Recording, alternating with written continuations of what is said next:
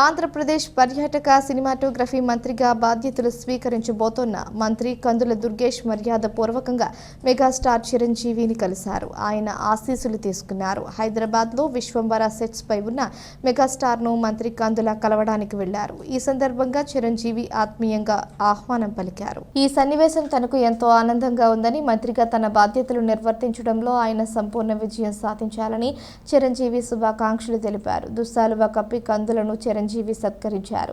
ఈ సందర్భంగా మంత్రి కందుల దుర్గేష్ చిరంజీవి కొంతసేపు మాట్లాడుకున్నారు.